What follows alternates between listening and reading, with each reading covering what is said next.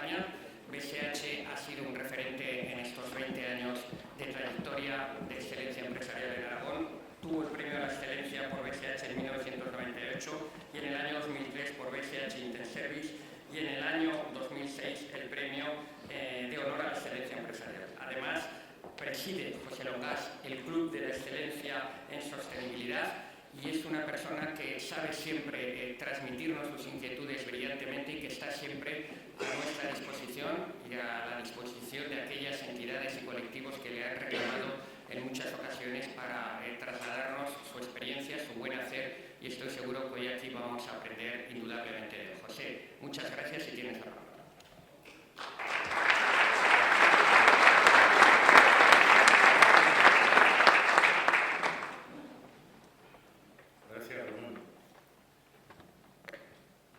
Ya se puede subir así después de semejante presentación, que obviamente es la presentación de un amigo, no hagan ustedes caso de casi nada de lo que ha dicho Ramón. Y enhorabuena a todos los que habéis desgranado los sectores competitivos, a los 7 actores principales que habéis estado hoy aquí. Yo la verdad es que me imaginaba que iba a ser exposiciones brillantes y entonces he querido orientar mi presentación o mi pequeña charla de esta tarde un poco de otra manera. Buenas tardes a todos. La excelencia no existe. La excelencia es un camino, es una forma de entender la actividad de una empresa, es una forma de pasión por la creatividad, por la calidad, por la satisfacción de tus clientes, por la eficiencia de las operaciones, por el desarrollo de tus empleados. Pero la excelencia no existe. Nunca se alcanza la excelencia. Y aquel individuo, aquella empresa que crea que ha alcanzado la excelencia, está justo en el momento de irse. Porque a partir de ese momento empieza a caer.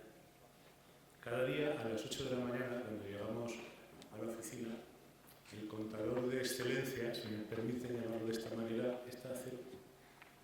Y nuestro trabajo de directivos, nuestro trabajo de gestión, nuestro apasionante trabajo de gestión, consiste básicamente en ir acumulando puntos de excelencia a lo largo del día para tratar de dejar el contador al menos, si no más, de los puntos que tenía el día anterior.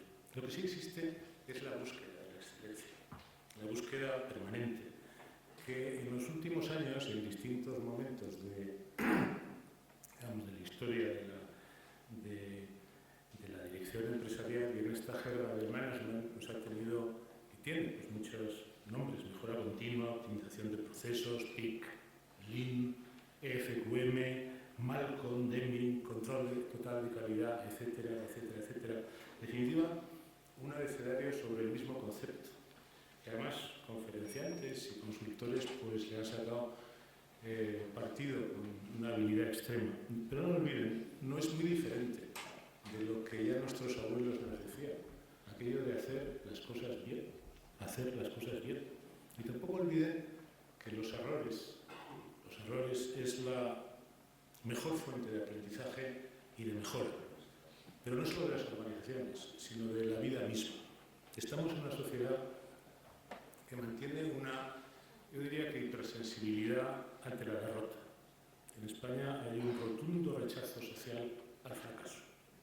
Hay mucha gente que prefiere no hacer cosas por el miedo a equivocarse, a que les salgan mal. Y sin embargo, el fracaso es casi siempre, quizás siempre, la única vía hacia el éxito.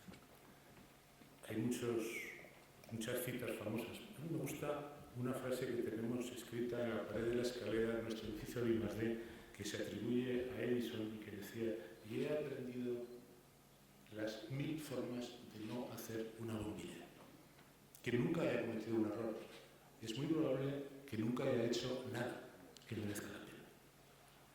Descubran sus errores, cuídenlos, descúbranlos, mímenlos, despiécenlos, que van a aprender mucho más de los errores que de cualquier enseñanza de cualquier consultor. Si cualquier actividad empresarial, yo diría que cualquier actividad en general, no es evaluada y consecuentemente medida de una forma adecuada, esta actividad no seguirá el mejor de los caminos, seguirá el peor de los caminos. Es siempre así. Y además habremos perdido el control sobre ello. Por eso, los avances y los retrocesos en este campo de la búsqueda de la excelencia han de considerarse como un proceso más empresarial y, como tal, han de contener su estrategia, su modelo de actuación, su despliegue de actividades, sus indicadores, sus seguimientos, sus medidas correctoras. La mejora en las actividades nunca es un suceso casual, que pasa porque sí. Tampoco es fruto de un chispazo creativo del momento. La mejora de las actividades es algo causal, es la consecuencia. Es la consecuencia de todo un proceso sistemático de trabajo y de esfuerzo y de búsqueda permanente de esa excelencia. Y convertir esa búsqueda en un proceso empresarial es a lo que ayudan básicamente los distintos modelos de gestión de la excelencia. Permítanme que siga reflexionando, y les prometo que voy a ser breve, sobre estos conceptos de excelencia, pero ahora quizás desde un punto de vista externo. Yo creo que no es posible ser excelente en un entorno que no lo es, y en el que, entre todos los actores del proceso económico y social, y muchos de ellos, no existe ese caldo de cultivo. Esa cultura de hacer las cosas bien a través del análisis, del trabajo, del esfuerzo, como decía mi abuelo. Y yo me temo que nuestra sociedad tiene ahí importantes problemas. Algunos gobernantes o grupúsculos por ahí que deberían de considerar a muchas empresas como motores de excelencia y como modelos a seguir en la administración de los ciudadanos, sin embargo, dan la sensación de que solo las consideran como objetos, vamos a llamar, recaudatorios, y además algunos de ellos manteniendo una cierta prevención sectaria hacia el mundo empresarial. Bajo el mantra de la bondad infinita de lo público frente a la maldad absoluta de lo privado, desaniman no ya la búsqueda de la excelencia, sino que desaniman la propia iniciativa empresarial. Me entristece ver cómo no solo algunos grupos, grupúsculos, sino también determinados padres y enseñantes, seguramente los más ruidosos, claman y hacen manifestaciones y huelgas, no para reducir el tiempo de televisión de sus hijos, ni para eliminar el alcohol o las drogas, ni para pedir una buena formación en idiomas, ni para protestar por la falta de ortografía, las faltas de ortografía de sus hijos, ni para exigir avances en los sistemas educativos, ¿no? Lo hacen para reducir el horario escolar, eliminar pruebas de evaluación e incluso los deberes de casa. Yo creo que nuestra sociedad ahí tiene problemas. Y me parece que los va a seguir teniendo.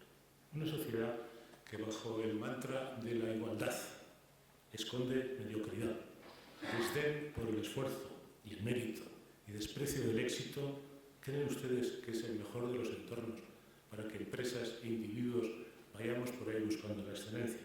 Ustedes viajan y conocen polos de excelencia en diferentes lugares del mundo, en los Estados Unidos, algunos en Alemania, en Asia, en China, en Singapur, y conocen esos polos de excelencia empresarial y conocen cómo son los ecosistemas empresariales y de enseñanza que se forman alrededor de esos polos. ¿Cuánto creen que esos numerosos entornos les duraría a algunos de nuestros municipios? Las buenas empresas, además de tener objetivos económicos, cumplen un fin social. No tengan ustedes la menor duda. Y además no se avergüencen de ello. No se avergüencen de ello.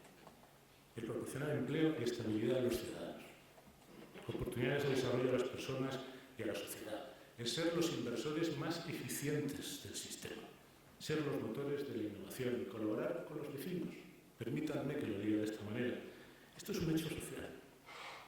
Y probablemente es mucho más social que todo lo que agrupan algunos dentro de ese cajón desastre que llaman gasto social, muchos de los que pueblan algunos de los ayuntamientos de este país. Cajón desastre, por cierto, donde caben prejuicios, etcétera, etcétera, y cosas que... ¿Creen ustedes que es el mejor de los entornos para desarrollar el camino a la excelencia?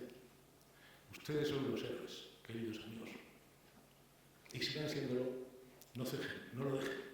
sigan insistiendo. Mi más sincera felicitación. No se desanimen, sigan así, en beneficio de todos, aunque algunos jueguen en contra. Y ya voy a terminar. No me quería atrever a hablar del futuro de los sectores estratégicos de esta tierra, porque hemos tenido aquí, como les decía al principio, a 7 actores principales que han desgranado maravillosamente bien cuál es el futuro estratégico de esos 7 sectores principales. Pero sí que me gustaría hacer de última reflexión personal, que no tiene otro valor que ser honesta y fruto de muchos años de observación, muchos, quizás demasiados años de observación. El mundo en que vivimos, que se desarrolla principalmente mucho más allá de nuestra nariz, el mundo en que vivimos, en ese mundo el futuro de nuestras empresas aquí, en este lugar, queridas amigas y amigos, es el resultado de 2 fuerzas. Una que llamaríamos centrípeta, permitir al viejo ingeniero que use estas palabras, una fuerza centrípeta que tiende a vincular a las empresas del territorio y una fuerza centrífuga que tiende a expulsarlas del territorio. Y estas fuerzas tienen componentes económicos, es evidente. Situación geográfica, el PIB, el PIB, el consumo de recursos, los costes totales, elementos fiscales, de comunicación, de logística, disponibilidad de mano de obra. Ustedes lo saben mucho mejor. Pero tiene otros componentes.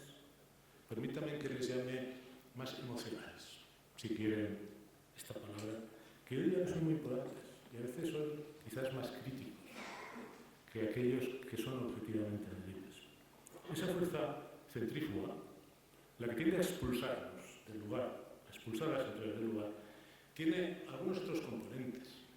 Por ejemplo, el trato fiscal no ya malo, sino displicente. Esa es aquella de hay que subir los impuestos sí o sí. El destrozo de la imagen del empresario. El ataque sistemático a la economía de mercado por parte de algunos. El desprecio de lo privado. La demonización del beneficio. El pobre nivel de los dirigentes sociales, de algunos dirigentes sociales, que ahuyenta realmente el talento hacia entornos mucho más amigables. A veces infraestructuras descuidadas, educación mediocre, etcétera, etcétera. Y la fuerza centrípeta, aquella que tiende a sujetarnos en el territorio, tiene, además de los económicos, otros componentes. El orgullo de pertenencia, la fe en nuestras raíces, la convicción de que rendimos un servicio a la sociedad, la responsabilidad sobre nuestros empleados y sobre sus familias, la ilusión por crear, la ilusión por invertir en tu tierra, el reconocimiento. Y estas fuerzas están permanentemente en oposición.